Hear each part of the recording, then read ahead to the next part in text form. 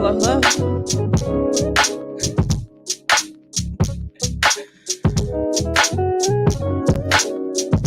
Hi, Bri.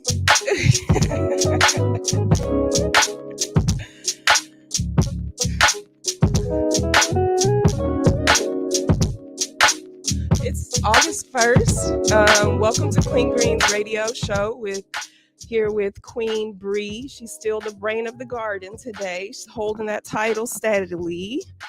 And Christina Chambers.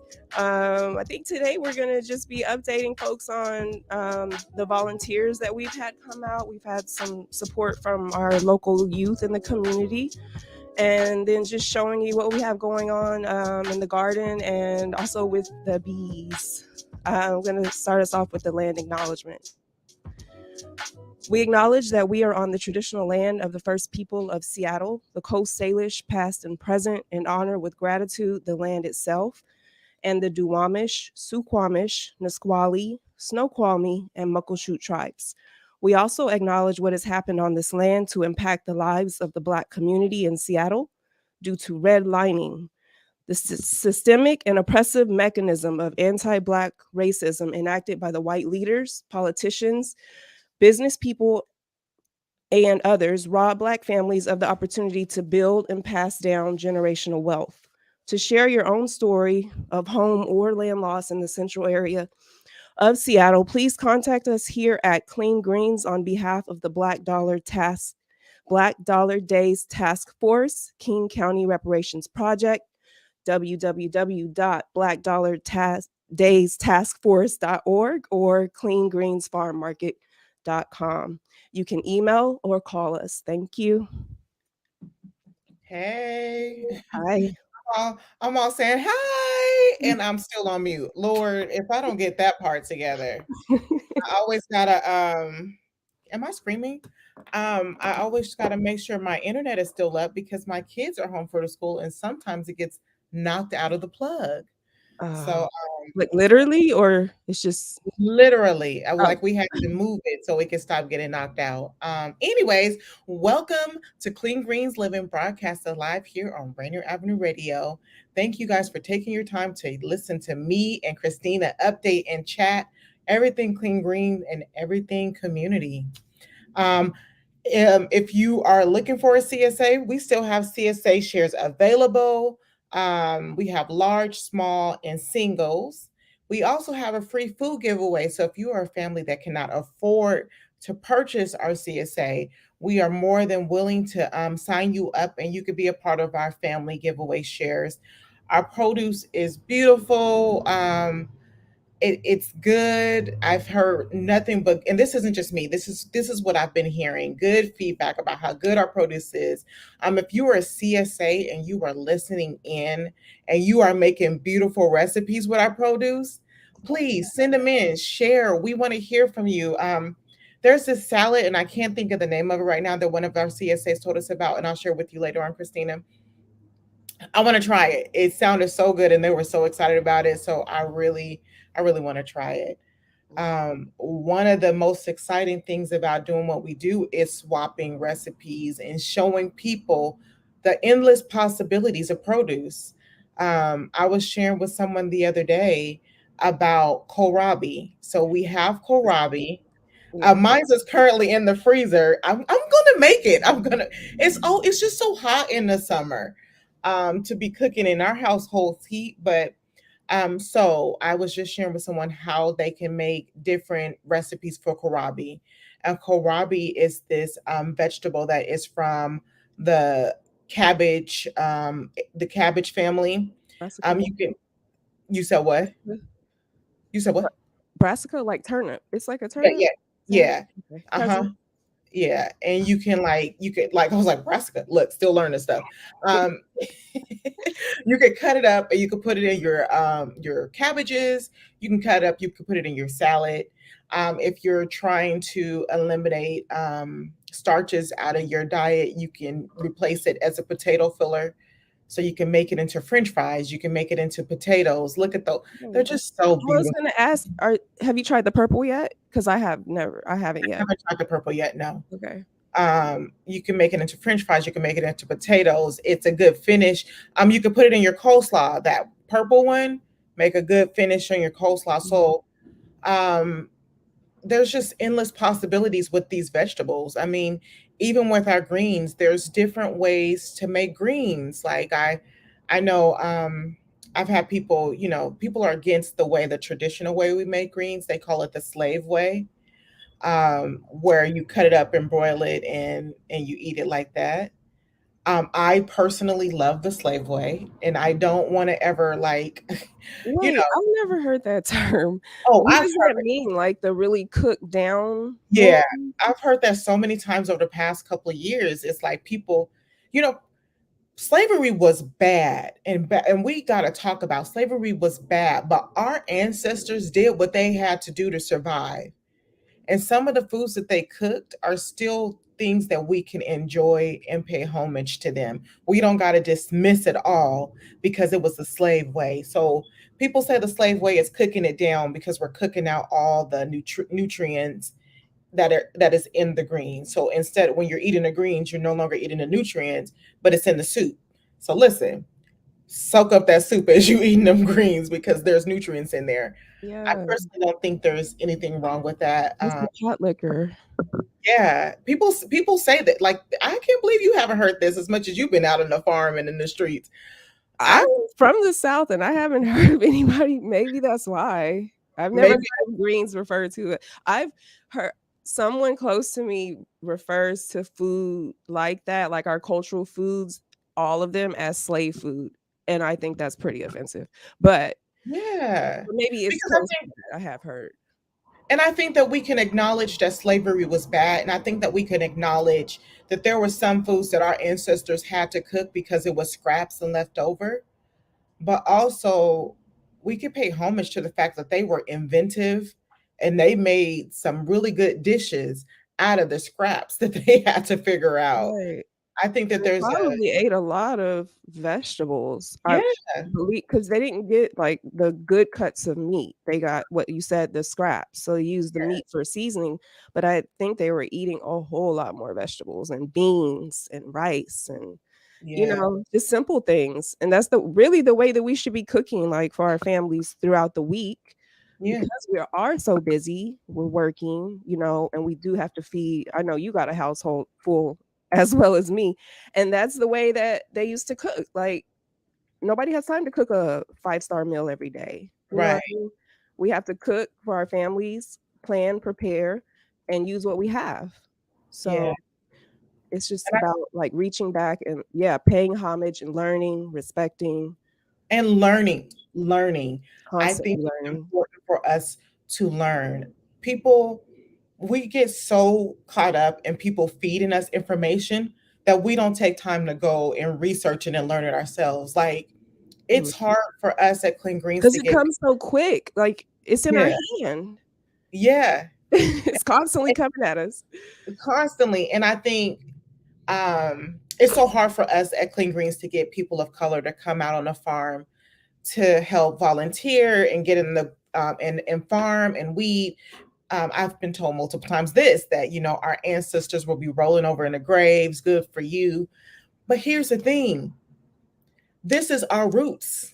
This is who we are. Farming is in us, and they brought us here, and they perverted it.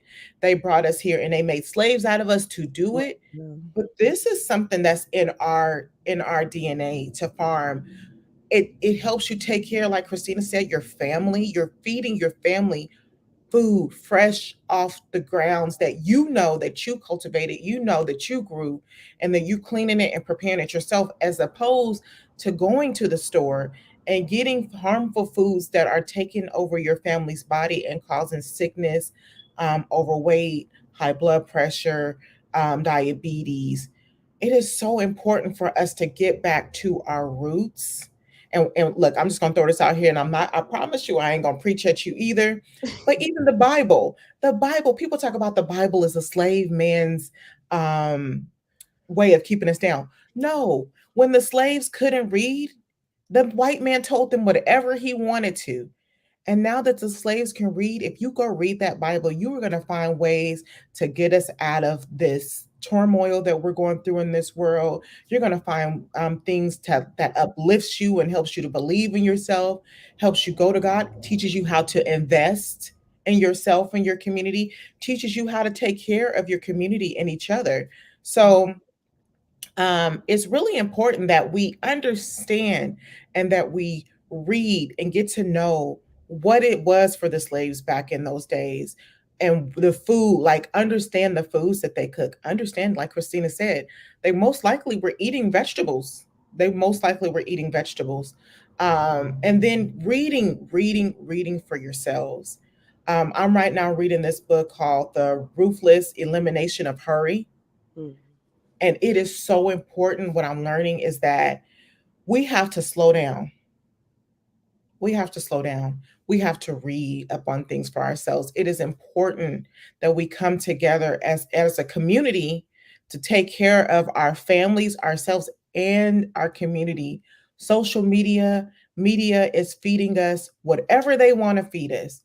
Anything that we teach you guys in here, you guys should be going back and verifying, fact checking us, and making sure it's correct, because we can feed you anything we want to.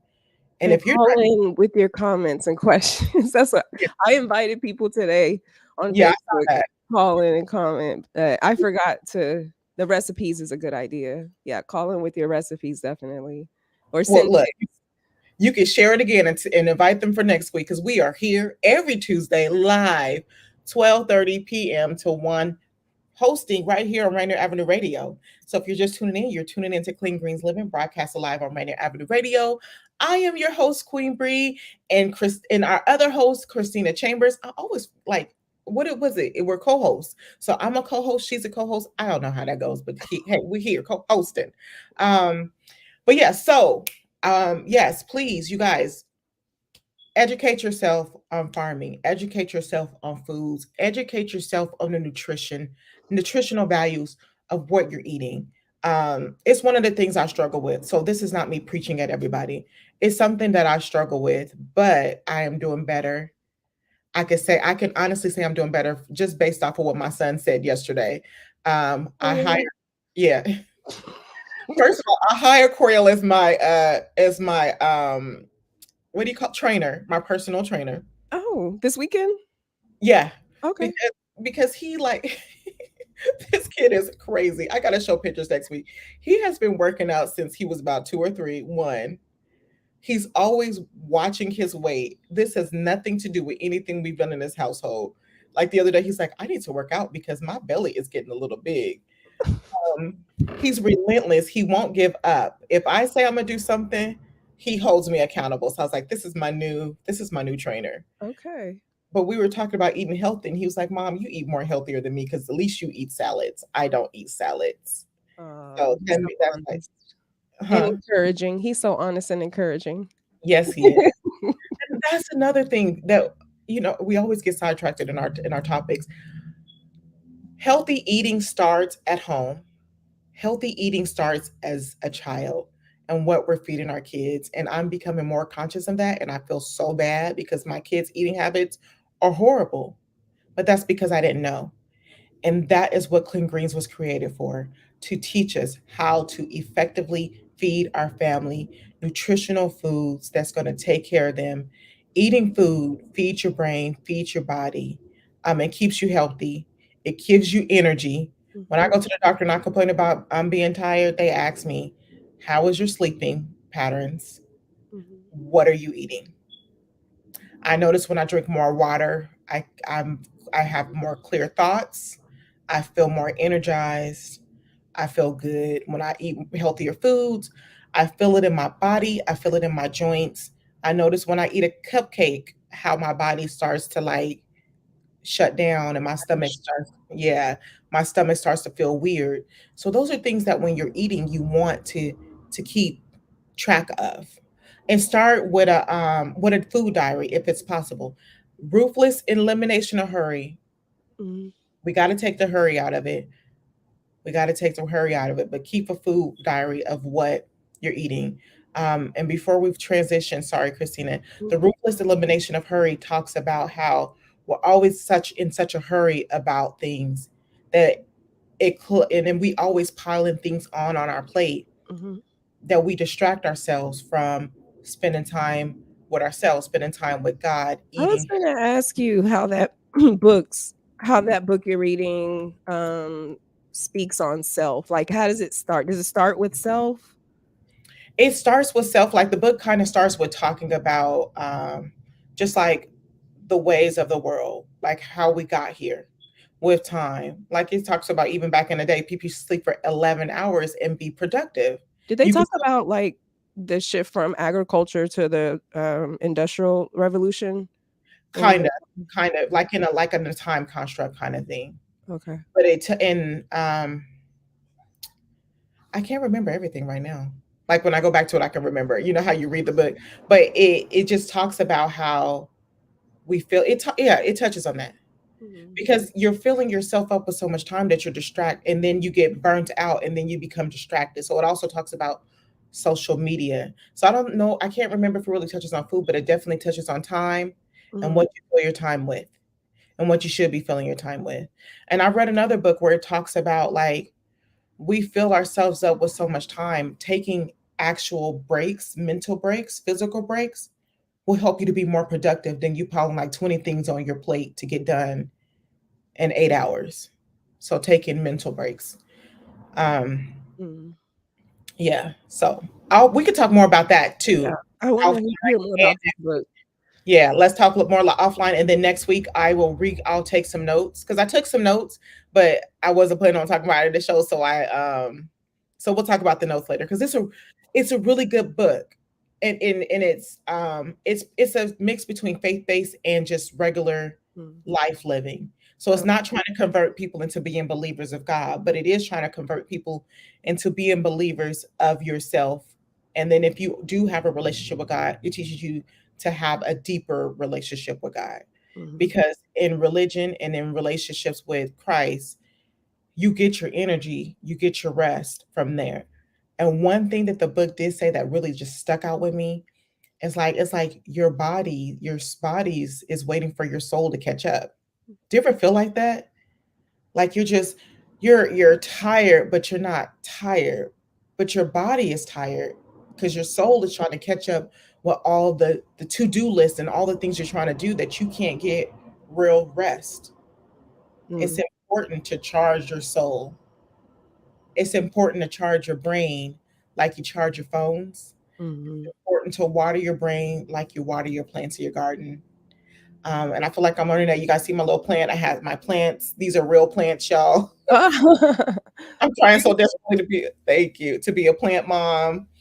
But it's all about learning error or learning and error. Um, but we want to catch you guys up on all things clean greens. So, volunteering. We are looking for volunteers. We are looking for people to connect with. If you're questioning about eating habits, if you're questioning about what it means to be a person of color or a community member, we would love to have you out on the farm in our gardens helping us cultivate this land because at the end of the day, this is about community. This is about connecting with community and bringing people out there, teaching them about good, healthy habits, and being able to provide fresh organic vegetables. Like again, the social media, we get so caught up in arguing politics and pronouns and religion that we forget that we are all humans in this community trying to make things work. And if you get off social media, you realize that it's not as hard, we're not beefing with each other like it shows on social media. Mm. If you get in your community, you learn that we are all just loving each other, wanting to, not everybody, I won't be in this kumbaya, but there's a good majority of us that want our community to succeed. And we want to get together and figure out how can we get our communities to succeed. And one of those things is getting out and volunteering, You're right. getting out and volunteering in your community. I know that it says that if you have a garden in your community, it helps to, and I can get this, it helps fight against crime. Mhm. Because if you're in your garden as people of different walks and races, you're too busy getting to know each other and having fun in that garden than to be beefing with each other. Mhm. And for me, and I'm gonna let Christina talk because I could talk, talk, talk, talk. It's like a spiritual connection when you put your finger in that soil. That's how I feel. When I leave here and I go to the farm, it's a magical. It's like you go through this magical trends where everything just is different. You feel more relaxed. You're not as rushed. it And it's it really gives you. I hope I didn't cut you off. no, you didn't. You didn't. It what gives me um just time to slow down naturally. Exactly what you're reading about, and just to wonder, just to observe what's going on in the garden. And I mean, I've always been a little, fascinated by the outdoors and nature and science, and it ties into art. And so being in the garden, I just notice things. I notice insects or the way that plants grow. I'm constantly amazed at just like um you can see like the growth of the plant, the way it pushes out of the dirt. The greens, they're like the shape of them, the chard and the greens, they don't even look like plants. They look like leather, or they look like plastic. The chard, Yeah. the stalks are 3 inches thick. Like, it's amazing that all of this life and growth comes out of dirt. And then I get to wonder, my mind gets to just wonder, and I start making connections, like the science of a seed, how everything a plant needs and is contained in the seed. And then I'm constantly taking that back to the Bible. Everything that God created us to be is in us. All that seed potential is in us. You better preach. You better give that word. Sorry. Go ahead. Amen. Stop, Bri. No, that No, was a really. word. If you look at a seed and you're like, this tiny thing produced this huge plant and it fed people and insects, and then it should go back into the soil to create more life, to feed. It's amazing. So, I understand like why gardening is so addictive. It's like a lifelong learning, loving process, but it really does tie people together, and it gives you time to just wonder about God and creation and yourself. And it's encouraging. Yeah. And Uh, you get to see the fruits of your labor. Literally. Yes. Like Yeah. you planted this and you come back and it's big. I know. I'm like showing Tommy. I'm always like, we're in the wash station. I'm like, Tommy, these greens. And he's like, like I know he's people like you grow real vegetables. He's like, that's part of life. And now my dad, I'm sending him pictures from the farm constantly. And so he wants some of those blue collards from Tommy. Mhm. And so I gotta get him now that he's seen them. He is on me. And I'm like, and even that, like learning about the history, the blue collards are heirloom seeds from Tommy's family from Louisiana. And I Nice. love that. I love that connection and that history. We're eating the same seeds that his ancestors ate, you know. Cool. Yeah. And I love how you connected it. I wasn't even being funny, honey. You gave me a word. I love how you connected it to we are seeds. And then, like, when you give that connection to we are seeds, and then we go out into the garden and just it teaches you. I don't know about you, but for me, it's teaching me patience with myself. It's teaching me patience with a lot of things because as you cultivate the seed, you plant the seed, you water the seed, it's growing. We are seeds that we are planting, cultivating, and gardening. And we always think we have to be at a certain place at a certain time in life. And it's like, I am getting ready to be 41. And I feel like I'm just arriving. I feel like I'm just arriving to my desk. Oh, it's Leo season. Roar. But I feel like I'm just getting somewhere and I feel like I'm just blooming. And it's like gardening and farming it teaches you like that connection. I really appreciated that connection Yeah. to remember for us to water ourselves cultivate ourselves, take care of ourselves. And then again, you get to see the fruits of your labor. So gardening and farming teaches us all of that. Before we run out of time, I just want to say we got bees. Have we told people we got bees? We got bees. You We are didn't show them your nail. Are your nails still bees? no, they're coming. Oh, okay. You They're got coming up a little bit. Yeah. I have oily nail beds.